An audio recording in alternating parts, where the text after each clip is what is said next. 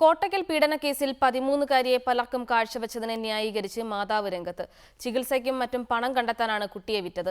കുട്ടിയെ നൽകുന്നതിൽ നിന്നും 3000 രൂപ വരെ ലഭിച്ചിരുന്നു. കഴിഞ്ഞ മാസം വരെ കുട്ടിയെ പലർക്കും കാഴ്ചവെച്ചുവെന്നും കുട്ടിയുടെ മാതാവ് പറയുന്നു.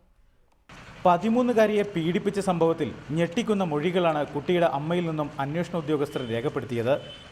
കുട്ടിയെ പലർക്കും കാഴ്ചവെച്ചതിൽ 3000 രൂപ വരെ സമ്പാദിച്ചതായി അമ്മ മൊഴി നൽകി. മാസത്തിൽ ഒരു തവണയാണ് കുട്ടിയെ ലൈംഗിക പീഡനത്തിനായി കാഴ്ചവെച്ചതെന്നും കുട്ടിയുടെ അമ്മ മൊഴി നൽകി.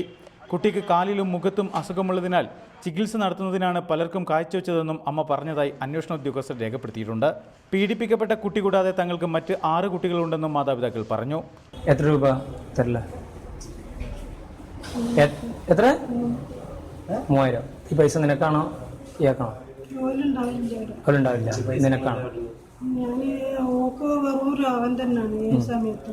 എന്താ വെച്ചാൽ മുഖത്തുണ്ണലും ഇതൊക്കെ പൊന്തു, കാല് പൊട്ടു, പുഴ ഇവിടെ കുളമുണ്ട്, കുളത്തിൽ ചാടിയിട്ട് കാലും കൈയും പൊട്ടിച്ചിട്ടുണ്ട്. അങ്ങനെ കൊണ്ട് കാണിക്കലും പിടിക്കലും വയസ്സുകൊണ്ട് കാണിക്കണം. എന്നാൽ കോട്ടക്കലിലെ ക്വാർട്ടേഴ്സ് കേന്ദ്രീകരിച്ച് നിരവധി തവണ കുട്ടിയെ പീഡിപ്പിച്ചതായി കഴിഞ്ഞ ദിവസം കുട്ടി തന്നെ ചൈൽഡ് ലൈൻ പ്രവർത്തകർക്ക് മൊഴി നൽകിയിരുന്നതായി റിപ്പോർട്ടുകളുണ്ട്. കുട്ടിയുടെ മാതാപിതാക്കളുടെ മൊഴിയുടെ അടിസ്ഥാനത്തിലും ചൈൽഡ് ലൈൻ പ്രവർത്തകർ നേരിട്ട് കണ്ടെത്തിയ തെളിവുകളുടെ അടിസ്ഥാനത്തിലും അമ്മയടക്കം 12 പേരെ പോലീസ് അറസ്റ്റ് ചെയ്തു. ഇവരെ വൈദ്യപരിശോധന നടത്തിയ ശേഷം മജിസ്ട്രേറ്റിന് മുന്നിൽ ഹാജരാക്കി. തുടർന്ന് ഇവരെ റിമാൻഡ് ചെയ്തു.